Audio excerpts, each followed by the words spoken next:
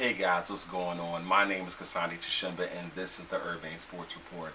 I initially wanted to do a video recapping the Sixers Summer League weekend, but news came down this morning on Tim Duncan and I just had to do a video dedicated to the big fundamental. I was thinking a lot about this today, about how I wanted to approach it and just thinking about his career. And after thinking, over the hours while I was at work about, Tim Duncan and his career, I came to the conclusion that Tim Duncan is the best franchise player of the modern era of basketball.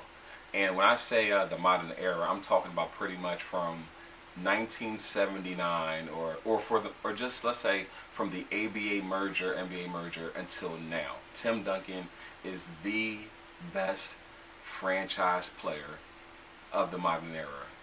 A lot of times when we talk about lists, top 5, top 3, whatever, we are quick to bring up Jordan, Kobe, Michael, Magic, Bird.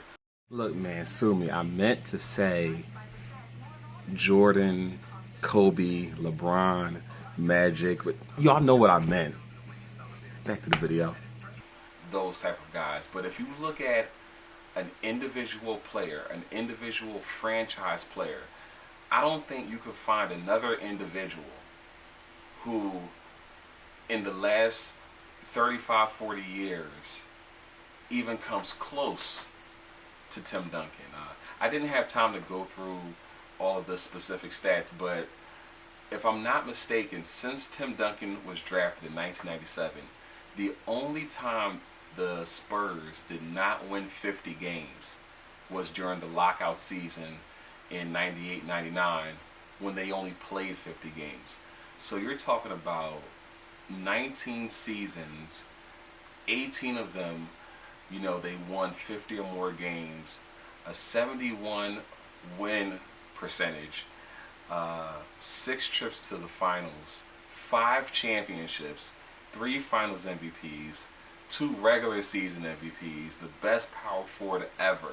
I mean, he is and was the epitome of stability. I mean, when you're thinking about a franchise, I'm not saying, you can argue about, obviously the other guys when we're talking about who is the top player, who is, the best ever, all that kind of stuff. But I'm talking about a franchise player. If you had to pick any individual in the last 40 years to say, he is going to be the centerpiece of my franchise, how could you pick anybody other than Tim Duncan? I think about this, and the fact that we don't talk about this and the fact that it's not brought up with any kind of regularity just shows how much that he's been just overlooked.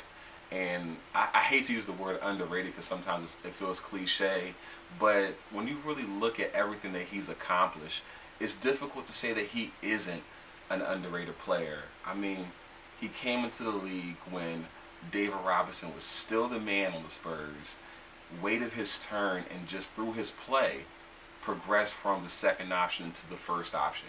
And then as he, started his decline, from the mid 2000s moving on, he ushered in a new generation, allowing Ginobili to take over, allowing Tony to take over, then later on allowing for it to be passed on to Kawhi. And just what he set up for that franchise, being the leader. And he showed, to me, one of the greatest attributes of Tim Duncan was showing leadership without having to be the best. Even when some of his physical abilities began to wane, he still was the rock of the team. You saw his minutes go down, you saw him benched late in games, but it was still Tim Duncan's team.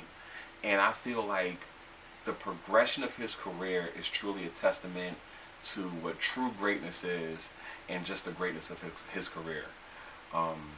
It's been a great 18, 19 seasons, and that's all she wrote. Tim Duncan, thank you. Peace.